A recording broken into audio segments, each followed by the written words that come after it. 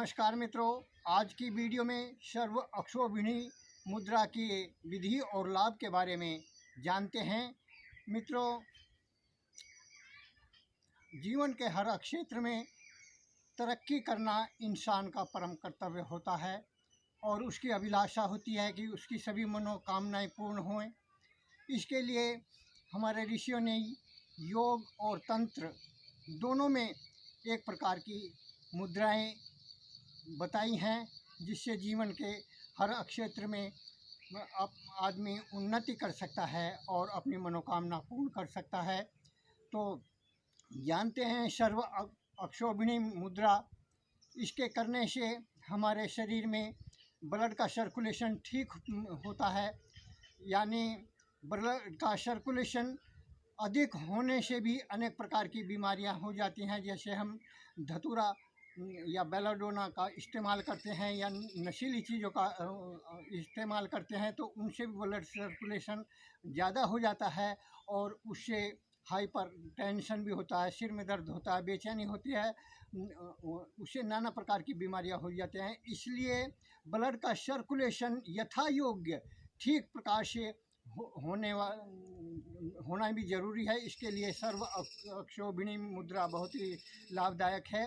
इससे हमारी विचार शक्ति बढ़ती है, नए नए विचार आते हैं, क्योंकि हमारे इस संसार में सबसे बड़ा बुद्धि का ही खेल है। बुद्धि के द्वारा ही हम नाना प्रकार के कार्य कर सकते हैं, हर कार्य में सफलता प्राप्त कर सकते हैं। इसलिए हमारे ऋषि महर्षियों ने जो है गायत्री मंत्र में भी बुद्धि की कामना की जाती है। यदि आदमी के पास में बुद्धि नहीं है तो वो संसार में कुछ भी नहीं कर सकता। एक पागल आदमी को हम देखते हैं तो उसमें सोचने समझने की शक्ति नष्ट हो जाती है और उसकी बुद्धि कुंठित हो जाती है। वो बुद्धि से कार्य नहीं लेता है, तो नाना प्रकार के वे जो उपद्रव करता है, मारता है, पीटता है। तो इस तरह से हमारे जो विचारों का सामंजस्य, हमारी बुद्धि का सामंजस्य ही इस संसार में उन्नति का कारण है।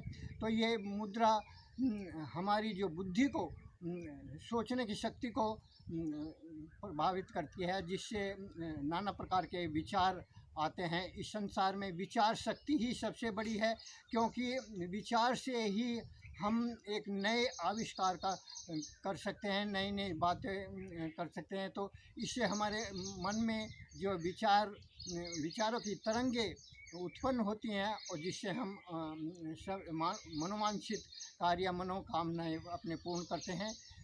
तो बिजनेस में उन्नति, धन में उन्नति और किसी कला कौशल में उन्नति, ये सब जो मन के ऊपर डिपेंड करता है, मन की कार्य शक्ति। तो इसलिए वेद में भी कहा गया है कि यज्ञाग्रतो दूरम उदेति तदो सुप्तस्य तथैवेति दूरम गमम ज्योतिषाम ज्योतिरेकम तन्मे मन शिव संकल्पमस्तु। हमारा मन जो है अच्छे विचार, शिव संकल्पों से युक्त हो, और इस मन में रथ में जिस तरह आरे लगे होते हैं, ऐसे रथ, इसमें मन में चारों वेदों का ज्ञान समाहित है। ओम यस्मिन् ऋचाश्याम यजुमसि यस्मिन् प्रतिष्ठा रत्न भाविवारा यस्मिन् चितम सर्वमोतम प्रजानाम तन्मे मने शिव संकल्पम अस्तु। तो हमारा मन जो शिव संकल्पों से युक्त होता है, तो हम तभी धन में, यश में, लौकिक कार्यों में और परलौकिक कार्यों में सफल होते हैं। तो इस हम मुद्रा का अभ्यास करें।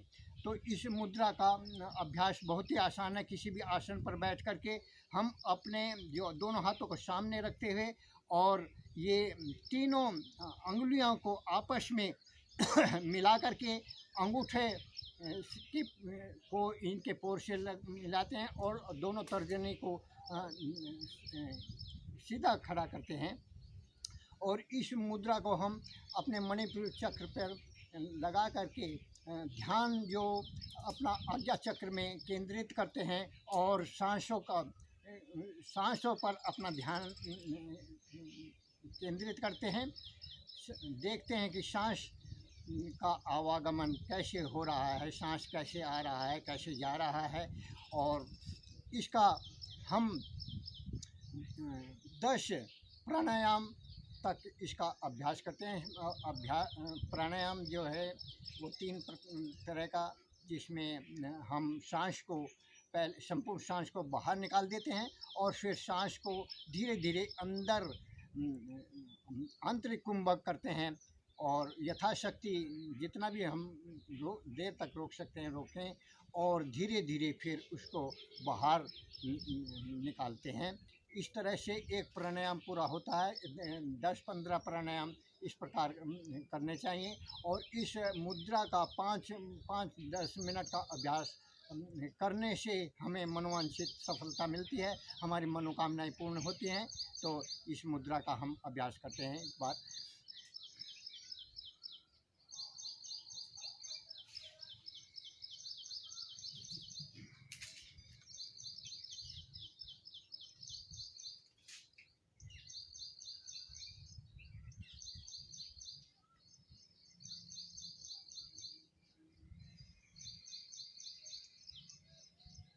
इस तरह से हम अपना इस मुद्रा का अभ्यास करें और लाभ उठाएं। आज की वीडियो में इतना ही, मिलते हैं अगली वीडियो में। तब वंदे मातरम, जय श्री राम।